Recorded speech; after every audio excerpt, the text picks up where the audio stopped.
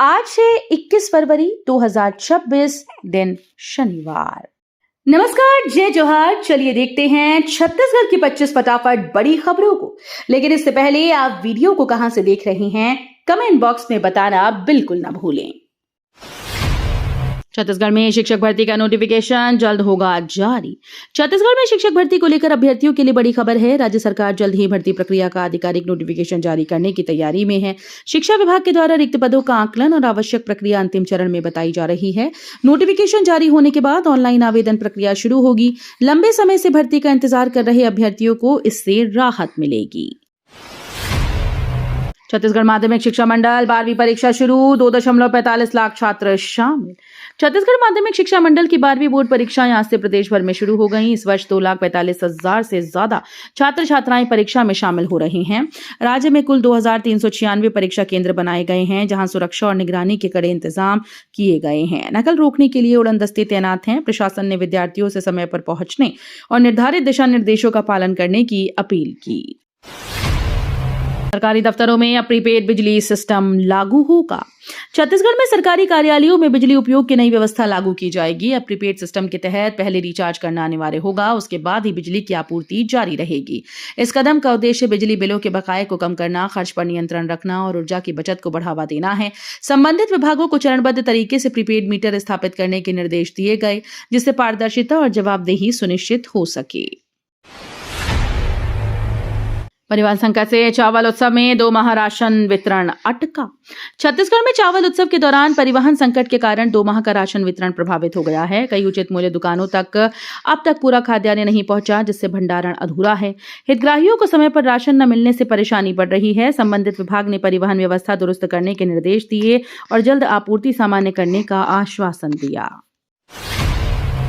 भारतीय राष्ट्रीय कांग्रेस चुनाव मोड में, छत्तीसगढ़ में 10 दिनी ट्रेनिंग शिविर शुरू। भारतीय राष्ट्रीय कांग्रेस ने चुनावी तैयारियों को लेकर छत्तीसगढ़ में मिशन मोड अभियान शुरू कर दिया है। 10 दिनों तक चलने वाले इस विशेष ट्रेनिंग क्लास में 100 से ज्यादा जिलाध्यक्षों को संगठन मजबूती और चुनावी रणनीति की सीख दी जाएगी। पार्टी अध्यक्ष मल्लिकार्जुन खड़गे और नेता राहुल गांधी स्वयं प्रशिक्षण सत्र को संबोधित करेंगी। बीजेपी शासित छत्तीसगढ़ में रमजान पर मुस्लिम कर्मचारियों को 1 घंटा पहले अवकाश देने का फैसला। बीजेपी शासित छत्तीसगढ़ सरकार ने रमजान के पवित्र महीने में मुस्लिम कर्मचारियों को बड़ी राहत दी है। राज्य सरकार के आदेश के अनुसार रोजा रखने वाले कर्मचारी अब दफ्तर से रोजाना 1 घंटे पहले जा सकेंगे। ये सुविधा सरकारी विभागों, बोर्ड और निगमों में कार्यरत कर्मचारियों पर लागू होगी। सरकार का कहना है कि इससे रोजेदारों को इफ्तार और नमाज की तैयारी में सहूलियत मिलेगी। शासकीय विभागों में प्रवर दिव्यांगजनों को सीधी भर्ती में आरक्षण। राज्य सरकार ने शासकीय विभागों में प्रवर श्रेणी के दिव्यांगजनों को सीधी भर्ती में आरक्षण देने का निर्णय लिया है। इस पहल का उद्देश्य दिव्यांगजनों को समान अवसर उपलब्ध कराना और इन्हें मुख्य धारा से जोड़ना है। नई व्यवस्था के तहत निर्धारित प्रतिशत के अनुसार रिक्त पदों में आरक्षण का लाभ दिया जाएगा। संबंधित विभागों को दिशा निर्देश जारी कर दिए गए हैं। सरकार का मानना है कि इससे दिव्यांगजनों के सशक्तिकरण और आत्मनिर्भरता को बढ़ावा मिलेगा। छत्तीसगढ़ में मिला दुनिया का सबसे छोटा सांप, वीडियो वायरल। छत्तीसगढ़ में एक हैरान कर देने वाली तस्वीर सामने आई, जहां दुनिया के सबसे छोटे सांप जैसे दिखने वाले जीव को पाया गया। यह सांप नूडल जितना पतला और बेहद छोटा बताया जा रहा है।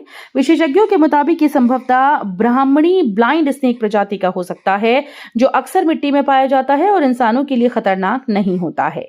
इस अनोखे सांप का वीडियो सोशल मीडिया पर तेजी से वायरल हो रहा है और लोग इसे देखकर हैरान हैं। दुर्घटना पीड़ितों को 7 दिन 1.5 लाख तक कैशलेस इलाज।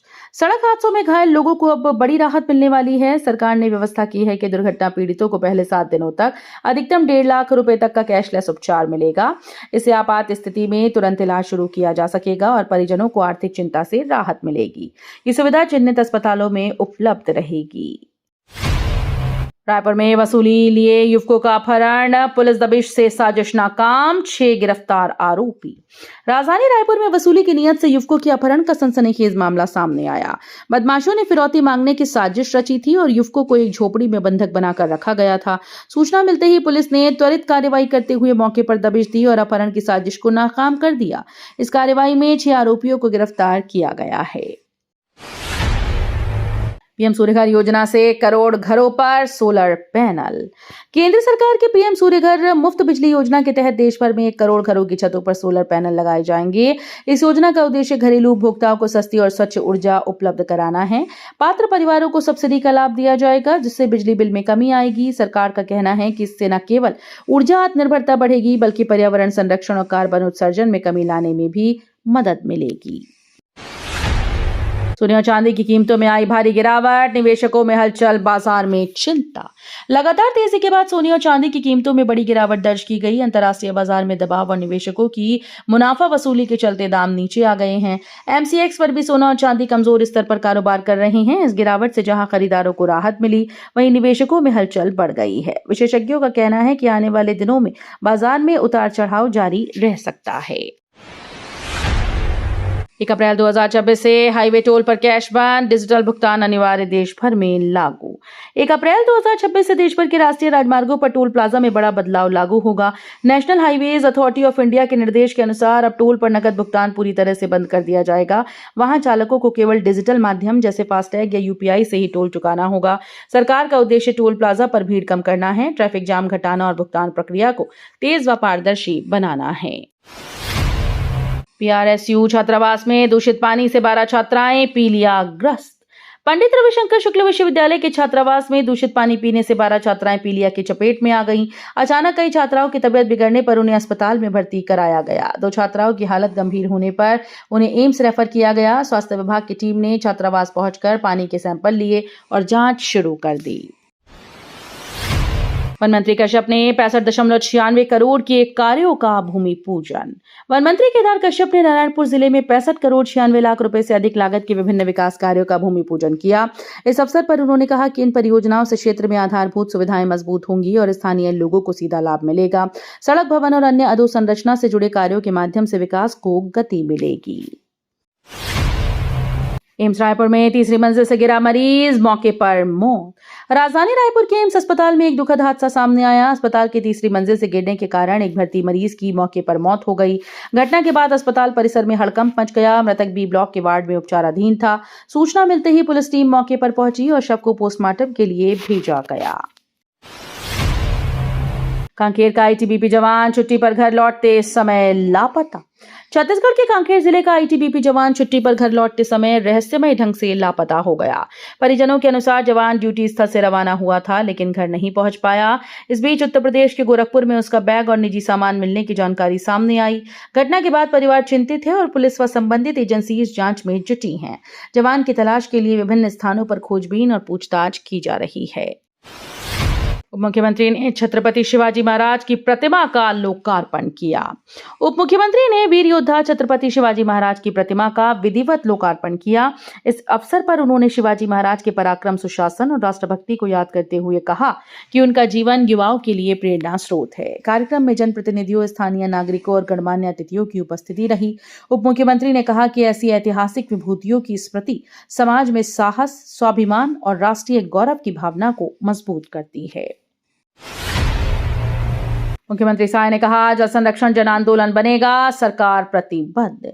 मुख्यमंत्री श्री विष्णुदेव साय ने कहा कि राज्य सरकार जल संरक्षण को जन आंदोलन का स्वरूप देने के लिए पूरी तरह से प्रतिबद्ध है। उन्होंने जल स्रोतों के संरक्षण, वर्षा जल संचयन और पारंपरिक जल संरचनाओं के पुनर्जीवन पर जोर दिया। मुख्यमंत्री ने अधिकारियों को निर्देश दिए कि ग्रामीण और शहरी क्षेत्रों में जन भागीदारी बढ़ाई जाए। उप मुख्यमंत्री ने कबीर कुटियों को 4.25 लाख की सहायता दी। प्रदेश के उप मुख्यमंत्री ने कबीर कुटियों के लिए वाद्य यंत्र खरीद हेतु 4.25 लाख रुपए की आर्थिक सहायता राशि वितरित की। इस अवसर पर उन्होंने कहा कि संत कबीर की परंपरा और भजन कीर्तन संस्कृति को सहेजना सरकार की प्राथमिकता है। सहायता राशि से कुटियों में सांस्कृतिक गतिविधियों को बढ़ावा मिलेगा और युवाओं को लोक धरोहर से जुड़ने का अवसर प्राप्त होगा। प्रदेश में 7 दिन तापमान स्थिर, दुर्ग गर्म, अंबिकापुर ठंडा। प्रदेश में अगले 7 दिनों तक तापमान में खासा बदलाव की संभावना नहीं है। मौसम विभाग के अनुसार अधिकतम और न्यूनतम तापमान लगभग स्थिर रहेगा। बीते 24 घंटों में दुर्ग प्रदेश का सबसे गर्म शहर दर्ज किया गया, जबकि अंबिकापुर में सबसे कम तापमान रिकॉर्ड हुआ। मौसम वैज्ञानिकों का कहना है कि फिलहाल किसी बड़े सिस्टम के सक्रिय होने से मौसम शुष्क बना रहेगा। सुबह शाम हल्की ठंडी और दोपहर में सामान्य गर्माहट महसूस की जाएगी। बस्तर हेरिटेज मैराथन कल को आयोजित होगी। बस्तर में कल से बस्तर हेरिटेज मैराथन का आयोजन किया जाएगा। इस आयोजन का उद्देश्य क्षेत्र की सांस्कृतिक धरोहर, प्राकृतिक सौंदर्य और पर्यटन को बढ़ावा देना है। मैराथन में विभिन्न आयु वर्ग के प्रतिभागी हिस्सा लेंगे। प्रशासन और खेल विभाग तैयारियों में जुटे हैं और सुरक्षा और चिकित्सा व्यवस्था सुनिश्चित की जा रही है।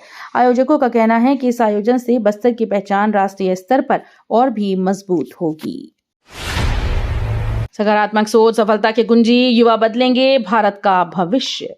राजस्व मंत्री टंकराम वर्मा ने कहा कि सकारात्मक सोच ही सफलता की वास्तविक कुंजी है। उन्होंने युवाओं से आह्वान किया कि वे आत्मविश्वास, अनुशासन और परिश्रम को अपना मूल मंत्र बनाएं। मंत्री ने कहा कि देश का भविष्य युवाओं के हाथ में है और उनकी ऊर्जा व नवाचार क्षमता भारत को नई ऊंचाइयों तक पहुंचा सकती है। उन्होंने शिक्षा, कौशल विकास और नैतिक मूल्यों के महत्व पर जोर देते हुए युवाओं को राष्ट्र निर्माण में सक्रिय भूमिका निभाने का संदेश दिया। कार्रवाई के बाद भी अवैध प्लॉटिंग, 200 रजिस्ट्री से मचा हड़कंप। छत्तीसगढ़ में अवैध प्लॉटिंग पर कार्रवाई के बावजूद बड़ा मामला सामने आया। करीब 200 प्लॉट की रजिस्ट्री होने से प्रशासनिक हलकों में हड़कंप मच गया। बताया जा रहा है कि ये जमीन नया रायपुर परियोजना क्षेत्र से जुड़ी है, जिससे विकास कार्यों पर असर पड़ सकता है।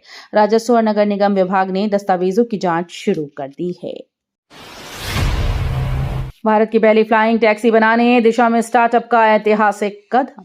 भारत में फ्लाइंग टैक्सी का सपना अब हकीकत की ओर बढ़ता नजर आ रहा है। एक स्टार्टअप ने electric vertical take off and landing यानी EVTOL तकनीक पर काम शुरू कर दिया है। इस तकनीक से टैक्सी सीधे जमीन से उड़ान भरकर तय स्थान पर लैंड कर पाएगी, जिससे शहरी परिवहन तेज और सुविधाजनक बनेगा। फिलहाल तकनीकी परीक्षण और नियामकीय मंजूरी की प्रक्रिया जारी है। तो ये थी आज की बड़ी खबरें। अगर आपको न्यूज पसंद आई हो तो वीडियो को लाइक और शेयर करना बिल्कुल ना भूलें। धन्यवाद।